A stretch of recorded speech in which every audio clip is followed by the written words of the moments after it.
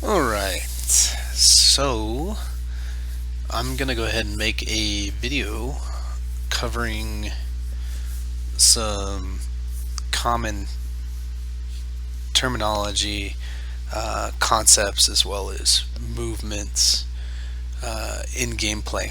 And these are just kind of things that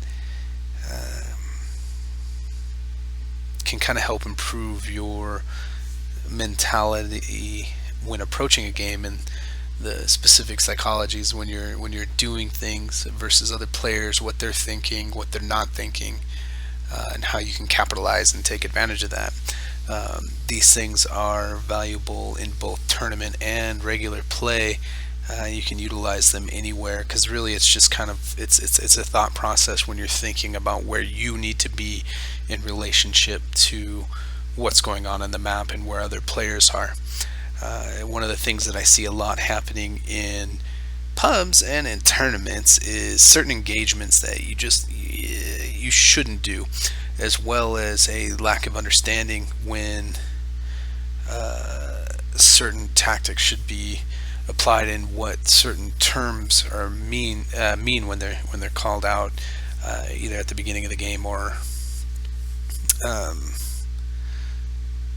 in voice during tournament or whatnot. So we'll kind of cover it. And this is False Creek. Everybody should be pretty familiar with this map. Um, and the first thing I'm going to cover are just the calls. Um, the big one that you seem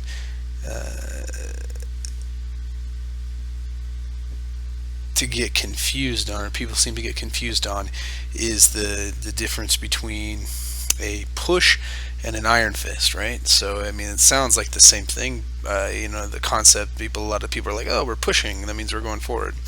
Uh, Push is usually meant to indicate to a location. So if the caller says, "Hey, let's push C," that means you're going to drive your little tank, blah la la la la la la la, to C. You've pushed C. Okay. The next push will be push to the next area, push into their spawn, push river, or hold C, push back to our spawn, whatever. But the terminology push C means you're going to go to C and you're going to hold C until your next push is called, or at some other time, right? Or the team continues to move on, whatnot, whatever. Pushing, you don't really hear that a lot in pubs, but if typically what irks me is when people say, okay, we're going, or they call a cap, right? And if you ever notice that people call a cap in game and say, okay, I'm going A.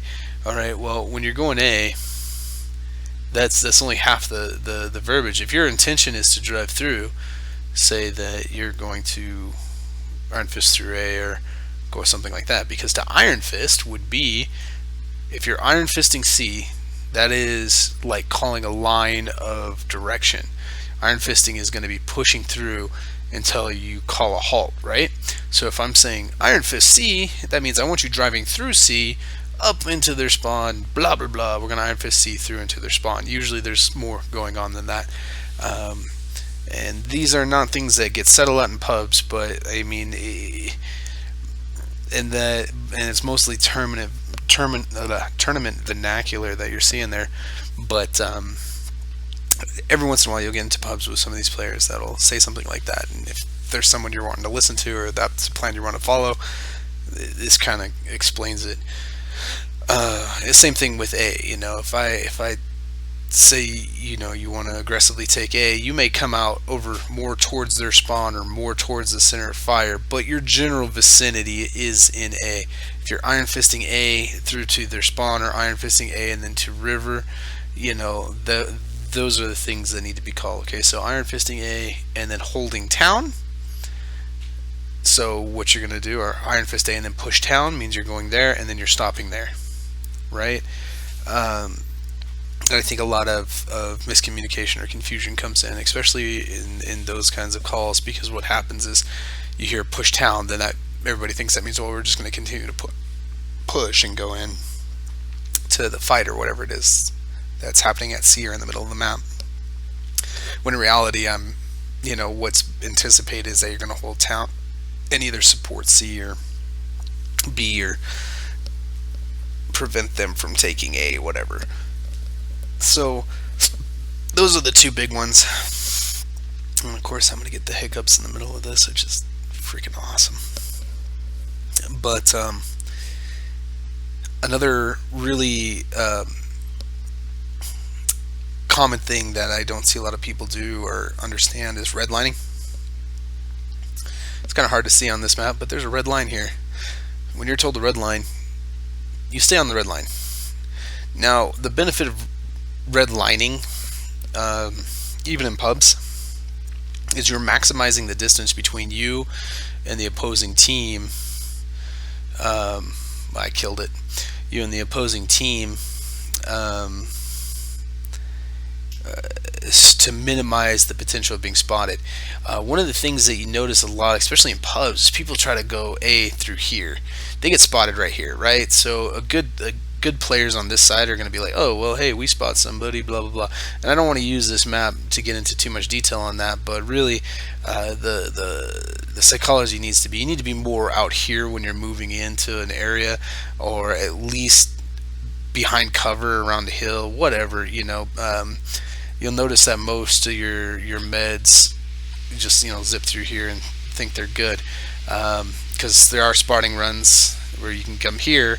You notice this guy coming up the hill, you already have this guy spotted, he remains spotted, and then his continued push is to being pushed into shooting.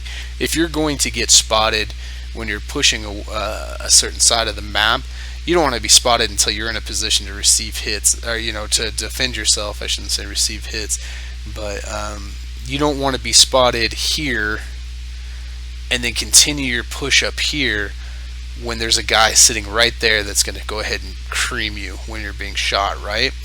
And that's something that people get a little wishy-washy on. This is a pub tactic, especially because you're trying to, you don't want this guy who's got this nice, beautiful beam of view right here, getting a nice side shot tracking you, and then you're getting this guy pushing up and you're back shot. This guy's going to get creamed and dead. Those things happen all the time, and they cost games.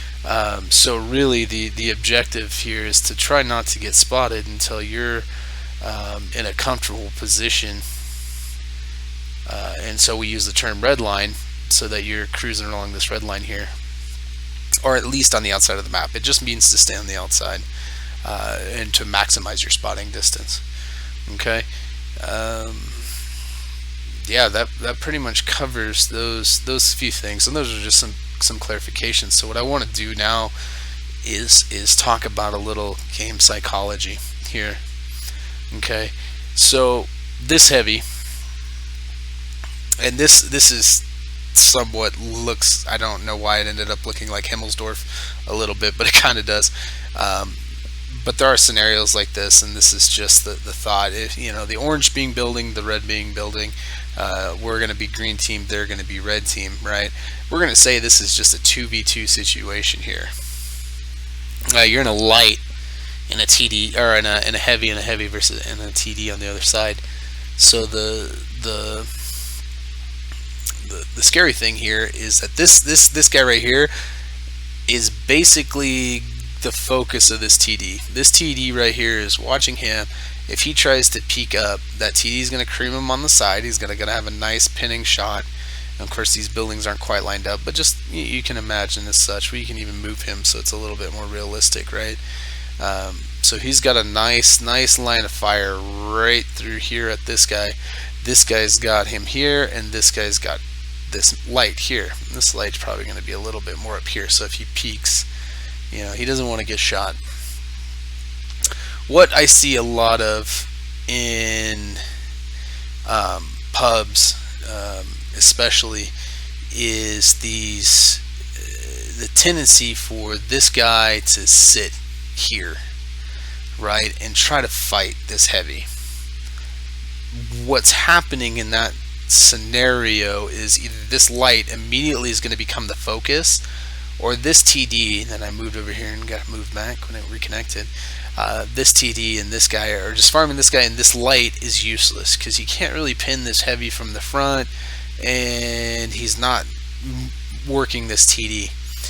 Okay, so what's going to happen here is you're going to need to wait until this TD fires, and what you really want to be thinking is that you're going to move into a location right here. Why? You're splitting up. Okay, that's not smart. Yeah, well, here's what this is going to do. Okay, and the reason we're going to do that is because we need to turn this TD. What has just happened in this scenario is this TD is either putting his back to this tank so that he can shoot into his side, or this guy's going to push forward and pursue you. Now, if you're looking at this particular situation, and you have to evaluate where you're at in the game and know what you're doing, right? But you're safe. You can move here. This TD could chase you over here, and you can go anywhere you want and not have to worry about this TD anymore, right? Because he's not going to be able to shoot your heavy if he comes after you. The heavy on their team isn't going to be able to help. Now, in a situation where you get in between two tanks like this, you want to try to get out of that predicament, right? Because then you're caught in a crossfire and you can get yourself killed. So we'll put these guys back, and ultimately in this situation, once you've moved here, this TD is going to have to turn to contest you. He's not going to let you farm it in the back. What you've also done is created a optimal position now for your heavy, because if you're looking at this heavy who is here just kind of on the corner and had this guy to prevent him from backing out and taking a fair shot at him, you've now given your heavy optimal positioning on their heavy, right? Because now he can back out, has his side scrape so that he can shoot, and sees the whole front of that tank, right? Whereas this tank has obstruction and it can't pin this heavy. This heavy has now lost this fight. He's going to either have to relocate, or he's going to die, or he's going to push. Now, let's say that this guy is full health, your heavy is half health, right? He knows that you've bailed, the TD's turned on you. TD is either just holding or just kind of preventing you from pushing, right?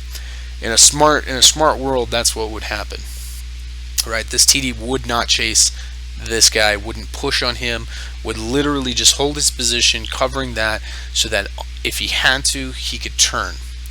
This light now has this guy. I mean, we're still in a good advantage because this heavy has the ability. This guy, if he backs up to shoot, you need to be paying attention to that fight, because if that TD turns, you want to get there and keep the shot, because you don't want him turning back towards that fight, right? So, in a smart play here for this heavy at this point would be to be the aggressor, mostly because he would have the advantage. If he pushes up here, this TD is still focused on you. So you have a couple of options. One would be to dip around and again put yourself in between them, which is dangerous. But you kind of got to read the play. Optimally, what you could do is move to the other side of the obstruction, forcing this TD to turn in here. However, you still have two guns on this tank, right? So you can now be the peak shooter on this heavy, right?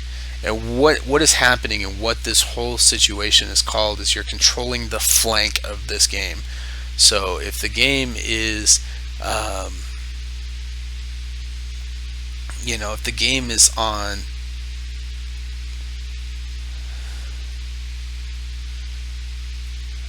oops, I just kind of want to draw. We'll just do it like this. If this is where the majority of the game is happening, you are now on the outside flank of this game, right? That means you're trying to side shoot on these two tanks, which is your optimal positioning. So being here, you're going to lose. Being over here, you're controlling the game. Now this light has just created movement and forced the issue on the other side, right? So if this heavy decides to be aggressive, you are now farming him. You have 2 guns on this tank. The TD at that time is either going to come down and have to encounter you, or he's going to have to push in order to be able to shoot this heavy. Okay, at which point you can move and either attack the TD or finish this heavy and then take the TD solo. Even if your heavy dies, 1v1 light TD, you guys know how that goes. You're all hopefully should. If not, we can do a video on it. But I mean, that's just kind of some simple stuff there that really doesn't that really kind of helps to illustrate a few points there, at least in the psychology of movement and what you need to be thinking. As a caller, when I'm looking at a situation like this, that's what I'm thinking. If I'm on my team and I'm telling somebody, if I tell the lights or the meds that I want them to turn guns, this is what I'm talking about. I'm trying to get my heavies to have the optimal advantage on theirs. Now say this heavy was up here. That kind of changes the situation. Of course, it's going to revert back to the less autosave here, so we'll see how far back in time we go. Not that far. Alright, so in this situation, and you were here, again, it's still good for you to be here, better than it is coming in with the heavy and putting yourself in front of this gun. If the heavy was smart, what you would do is you would both move into a position where you're like this to close the gap and not try to close it through obstruction. And you don't want to put yourself into a shooting lane as narrow as this. And when I say shooting lane, what I mean is this little window here that they have to shoot. And the reason that you want to avoid that is because when you're looking at it, you take up that whole space. There's nowhere for you really to hide. All he has to do is focus on a small area. So the goal here now would be to move this tank over into a larger shooting window. So now this shooting window is huge, right? And look how small you are in that gap. So your ability to move in the shooting lane is much higher. He has a much larger area to cover. Either way, you're still an easy target because there's nothing in between you two, but you have more mobility. There's a better chance that you're not going to get lambasted by being in a larger, more maneuverable area. Okay, and ultimately you'll want to be around in here and then move up onto the side, thus preventing this tank from escaping, not creating a pincer. And the reason that you don't necessarily need to do this, which this would be okay because you could turn the tanks, but moving into this position is too difficult. It's too dangerous. You could even move here and have side shots on this, forcing him to engage the light, and as soon as he's here, you again can move up to here. This guy is going to have to move in here to counter you, at which point now you're both kind of cornered. This is a stalemate. However, this guy is going to get nervous and he's either going to turn to face you, at which point your light can move in, or he's going to pursue the lightweight here, at which point both of you can kind of just retreat into, whoa, not the whole building, retreat back into cover here, right? So once he's here, then again it's just like chess. It's just like checkers, you know. It's this back and forth kind of game, jockeying for position. 99% of the games don't last that long. These fights are going to occur so fast that it's over in an instant, and in reality getting that superior footing is what's going to win the game for you. More than likely this is going to turn into this guy coming here, this guy coming here, and then your light coming to harass that. Once this starts, your heavy is, you guys are crossfiring the TD, crossfiring the heavy, right? and that's how you're going to get that win 90% of the time. So just some thoughts. Don't you need to know your tank. Your heavies are there to bounce shots, and you're in a medium. You're not a sniper. You're not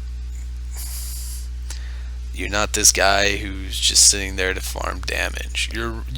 Mediums are tanks that are very easy to win games in if you control the momentum of the game, the flow of the game, and actually create the windows and opportunities for your heavy.